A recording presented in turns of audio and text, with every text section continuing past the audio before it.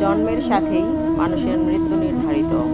তাই নিজের কর্ম করো, যা অনিবার্য তার জন্য দুঃখ করো না। সকাল না হওয়া পর্যন্ত ফুলেরাও জানে না মন্দিরে যাবে না শ্মশানে। তাই জীবনটা যতদিন আছে হেসে খেলে কাটাও। দুর্বলরাই কেবল ভাগ্যের দোষারোপ করে আর বীর ভাগ্যকে অর্জন করে। তাদের থেকে দূরে থাকো যারা তোমাকে ছোট করে, যারা তোমাকে মিথ্যা বলে, যারা তোমাকে ব্যবহার করে, যারা তোমাকে অসম্মান করে। দেরিতে হবে কিন্তু ঠিকই হবে। তুমি যা চাও তাই হবে।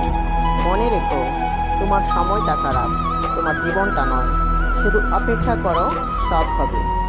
জীবনে কখনো নিজের গুণের অহংকার করবে না, কারণ পাথর যখন জলে পড়ে তার নিজের ওজনের জন্যই জলে ডুবে যায়।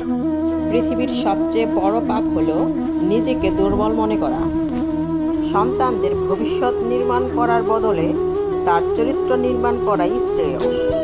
প্রার্থনা করার সময় ব্যক্তির মন্দিরে থাকাটা জরুরি নয়, কিন্তু ব্যক্তির মন ঈশ্বরে থাকাটা জরুরি। যে বস্তু সহজেই লাভ করা যায় সে বস্তুর প্রতি মানুষের মূল্যবোধ থাকে না। ধৈর্য ধরো, মনকে শক্ত করো, তুমি জিতবেই। মিথ্যে দিয়ে কিছুদিন পর্যন্ত সফল হওয়া যায়, কিন্তু সত্যি দিয়ে প্রথমে কষ্ট হলেও সফলতা ধরে রাখা যায় সারা জীবন। ভালোবাসা বুদ্ধিকে স্থির করে, ধৈর্য মনকে স্থির করে, প্রেম হৃদয়কে স্থির করে, ন্যায় আত্মাকে স্থির করে, সমর্পণ শরীরের আবেগকে শান্ত করে শরীরকে স্থির করে।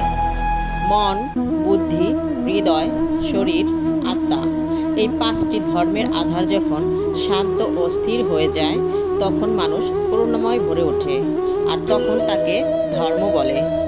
পরিশ্রম ছাড়া সাফল্য আসে না। জন্মে মানুষের আসল পরিচয় নয়, আসল পরিচয় মানুষের কর্মে। পৃথিবীর সব থেকে মূল্যবান সম্পদ হচ্ছে সুখ, যার ক্রেতা সবাই কিন্তু বিক্রেতা শুধু ভগবান। জীবনকে এক লম্বা যাত্রাপথ মনে করে এগিয়ে যাও। তোমার উদ্দেশ্য ঠিক থাকলে সঠিক পথ খুঁজে পাবেই। সমস্যার সাগরে ডুবে আছো বলে আতঙ্কিত হয়েও না।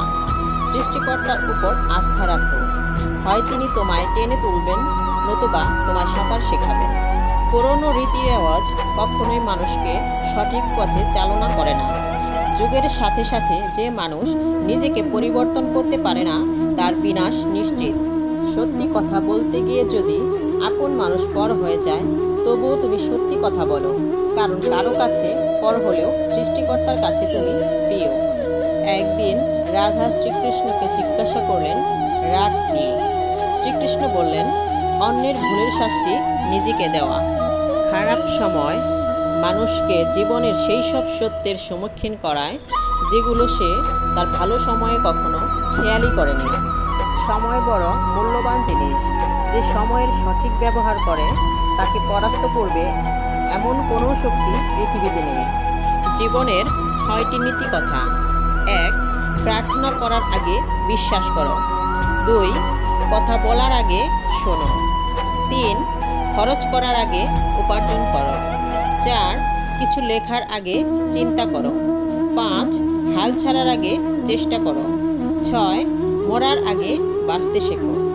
কলম যতই দামি হোক, ভিতরে কালি না থাকলে যেমন তা মূল্যহীন, তেমনি মানুষ যতই শিক্ষিত হোক না কেন, মনুষ্যত্ব বোধ না থাকলে সে শিক্ষা মূল্যহীন। জীবনে অতি সৎ হতে নেই।